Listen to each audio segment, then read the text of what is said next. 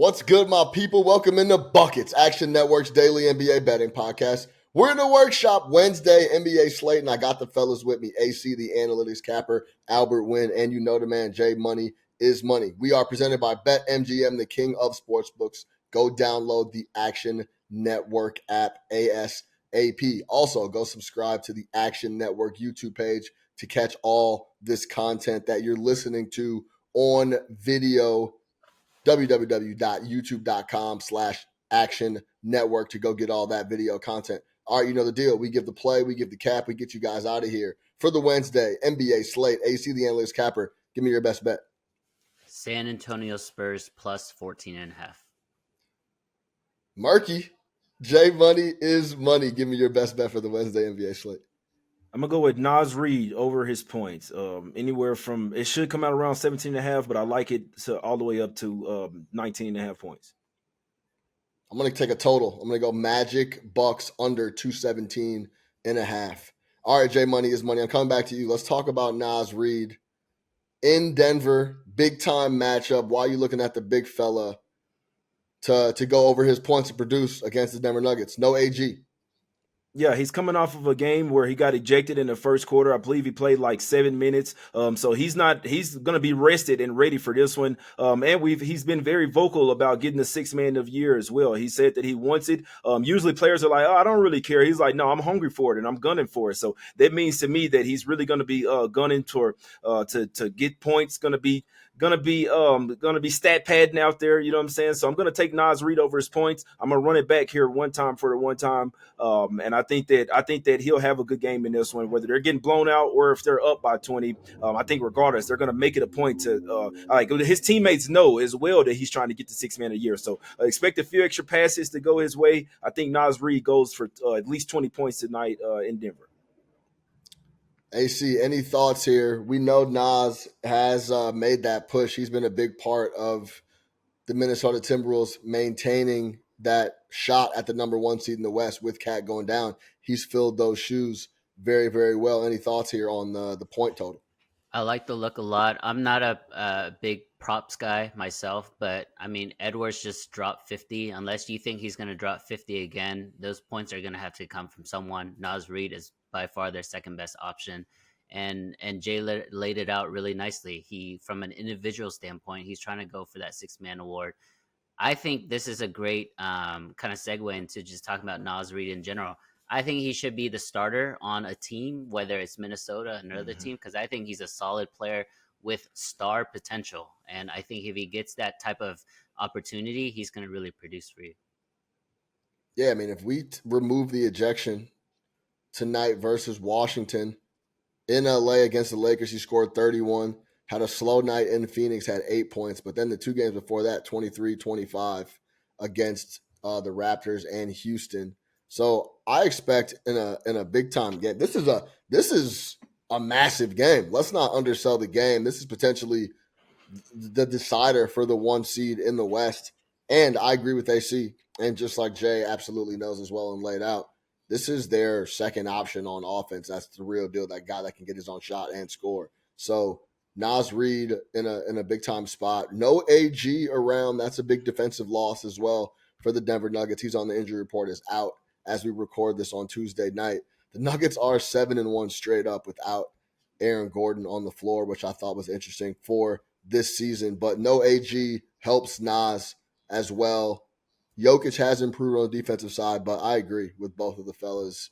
Points are going to have to come from somewhere in this big-time matchup.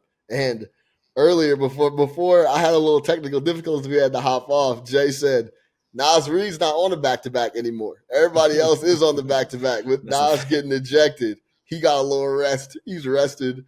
Everybody else is going to be on the back-to-back.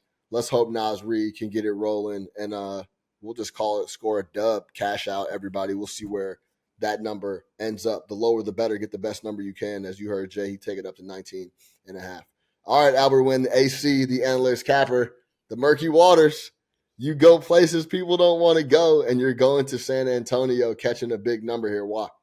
Yeah, I've been pretty fortunate this season, to be completely transparent. Like late March, early April, instead of betting the good teams, I've been finding value in the bad teams, the teams that quote unquote don't have anything to play for anymore, right? Like the Rockets tonight. I was on them big. They lost to the Mavericks in terrible fashion, and they were basically kicked out of the playoff contention. Everyone thought Orlando was going to come in and dominate Houston, and Houston won outright pretty easily. I'm not going to say that San Antonio is going to beat OKC being a 15-point underdog, but I'm going to tell you right now, it wouldn't surprise me, especially OKC. Both teams are coming off going to be playing in the second night of a back-to-back. OKC knows they have bigger things to play for, and they might start resting starters, right? There's only a few games left. We saw Giannis go down with a non-contact soft tissue injury, potentially his calf, potentially his Achilles. So people are going to be extra careful moving forward in this last week. The Spurs, they haven't had anything to play for basically all season long, but Wemby is still playing well, and I think this is really kind of not a coming out party, but he's like confirming he is not only the rookie of the year, but he's like a once in a generation type player, blocking 3.5 shots a game. I think he's going to come out and really show that he is the rookie of the year over Chet Holmgren. So I like the Spurs, and I am going to sprinkle the money line on this one as well.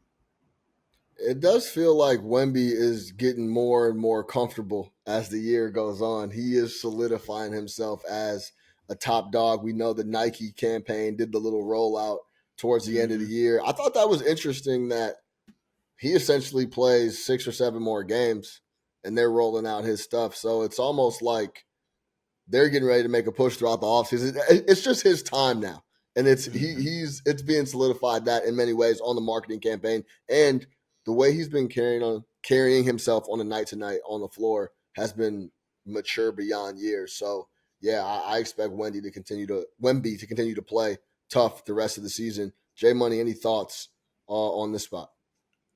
Yeah, I don't really have a good look on this game, to be honest with you. I'm not betting against the Thunder, but I mean, I'm not betting on them as well. This is a huge spread. I know that the Thunder will be motivated to win the game. They're not out of getting the number 2 seed, so I probably wouldn't sprinkle on the money line, just me personally. But taking all those boatload of points, both teams on a back to back, as long as Wemby plays, I couldn't talk you off taking the points with the Spurs here. SGA coming off that quad. Prior to scoring 40 on Tuesday night versus Sacramento, he was kind of struggling a bit to try to get back to that 30-plus form. He had only dropped 30-plus in 1 of 6 games prior to dropping 40 on Tuesday. So he was dealing with that quad. He looks to be back tonight after dropping that 40 piece. We'll see what he does against San Antonio here at home. A lot of wonky scheduling coming up here down the stretch. There's a stretch where Miami plays like 7-10 to close the year. The scheduling is very, very interesting. There might be some built-in losses for some squads here. So keep an eye on the scheduling and just overall what it means for the standings as we come down the stretch. But yeah, one thing, AC, that is always, I would say, beneficial if you are going to back the murky waters with teams like Houston, with teams like San Antonio, at least back a good coach. And that's what we'll do when we back the Rockets, when we back San Antonio. I'm a believer in Ime Udoka. I'm a believer in Pop, of course. So there's at least some structure and some positivity around those squads. Even though San Antonio had a bad year, there does feel like, it's a positive overall feeling within the organization that they're going in the right direction, especially with like essentially a flawless opening season for Victor Wembanyama. I don't know if it could have went any better with how it's been going for him, Pop, and that organization. So let's hope they show up, cover that number. Nas Reed gets his dub, and then we go under in Magic. Bucks under 217.5 is the number that's posted currently. Now look, big part of this cap is Giannis went down late in that Boston Celtics game. If you were watching that, I at one point thought he might have popped an Achilles. Doesn't look like that is the report, but he was able to walk back to the locker room, went off. But if he is in any way, shape, or form hampered coming into this game against a physical Orlando Magic team, I don't see how they're going to be able to backfill that point production and just offensive production in general with Giannis if he's not at 100%. Magic will also be coming off a back-to-back along with the Milwaukee Bucks. And the Magic are league best to the under after a loss. The Magic did lose to the Rockets, as we were just talking about. 12, 19, and 1 to the under after a loss. That's 61.3%. With the backcourt defense that the Orlando has for Dame, Middleton, and Beasley, if those are the guys that are going to have to carry the scoring for Milwaukee with Giannis a bit hampered, I think they're going to have a really tough time, especially with Orlando trying to hang in and solidify their positioning in the East and try to hold on to that spot. I don't know where the buckets are going to come from. We know Orlando has a hard time scoring as is. They just want to play D and rough you up a little bit. So with them going on the road to Milwaukee, I think they have trouble scoring. And if we talk about pace, Orlando's 27th in pace post All-Star break. Milwaukee's a little better, but they're middle of the pack still at 14th in pace. So in this spot, with Orlando coming off a loss, with Milwaukee potentially missing out on Giannis Antetokounmpo, I got to go under 217.5. Give me the 110, 105 game, and we go home and cash this ticket. J Money, I see you nodding. How you feeling about this spot? Yeah, I lean to the under as well. Full disclosure, I didn't watch the game. I was at the casino, then went to the gym and the hoop a little bit. But I didn't even know that Giannis went down, to be honest with you. So I'm glad you caught me up on that. Yeah, if Giannis is not in there, and then you're going to have more guys like Patrick Beverly. I mean, he's a defensive type of player. He does most of the time he doesn't even look to shoot. You see what I'm saying? So we know the Magic are one of the best defensive teams in the league. Sometimes they can struggle offensively as well because they don't shoot a ton of 3-pointers. I know Franz Wagner has kind of a bum ankle. He was out tonight versus the Rockets. He might be out for this game once again. That's another thing to keep an eye on. So I definitely lean to the under in this game. Two East Coast teams really kind of battling to see who's going to get 2 and 3 seed. If you're telling me the Giannis is not playing this game, I definitely look towards the under in this one. AC, any thoughts? We know Giannis being out of the way is a big factor. Anything else you got for this under? Yeah, the only time Orlando's offense really kicks off is when they play the New Orleans Pelicans, right? They struggle to score against everybody else, but somehow they drop 120 in New Orleans somehow. But with that being said, I do lean on the under. The only thing you have to worry about is like a 7 for 10 Bobby Portis from 3 type game, right? But other than that, I do like the under. But the actual side here is interesting, because no one wants to finish second right now. No one wants to play Philly 76ers, the 7th seed, with a healthy Joel Embiid. Milwaukee's up a game and a half on Orlando. Both of them are going to try to lose tomorrow night, so it's going to be hilarious to watch.